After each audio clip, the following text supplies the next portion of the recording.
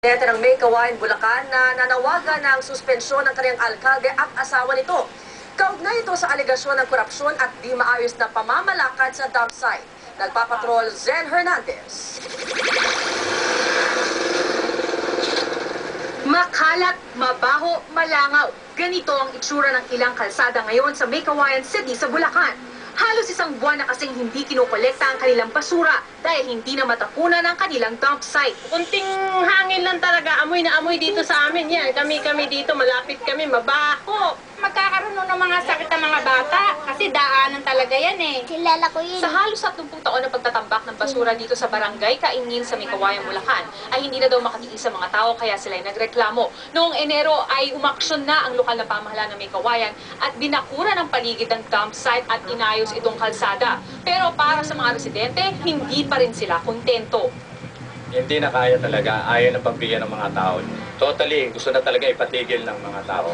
Nagtataka naman ng mga residente kung bakit tila wala namang magawa ang kasalukuyang mayor na si Joan Alarilla at puro ang asawa nito at ex-mayor na si Eduardo Alarilla na kasalukuyan ding consultant ng lungsod ang siyang sumasagot sa issue.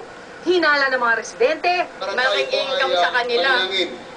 Kaya hindi nila ayaw nilang isara. 80 million 332,000 yan po'y nawawala mula lang po ng 2005 hanggang early part ng 2007. ang hinalang ito ang nagtulak din sa mga taga May Kawayan na maglunsad ang kilos protesta laban sa umano'y pangungurakot na ginagawa ng mag-asawang Alarilla. Nauna dito, lumantad ang dating city accountant ng lungsod na si Marivic Atienza para patutuhanan ang bintang sa mag-asawa. Ang kanyang testimonya ang naging basihan ng kasong plunder at malversation of funds na sinampal laban sa mga Alarilla. Sa klase ng aking amo, gagawin niya lahat, gagamitin niya ang kanyang pera, influensya, para gibain ako. But at this point in time, there's no point of turning back. Pero sagot ng alkalde, Kaya ako nakapagsimasa na saka ako magpapaitag sa inyo. yung misis niyo po ba pwedeng makausap din kaya para regarding lang sa problema sa basura? Hindi pwede. Bakit po kaya?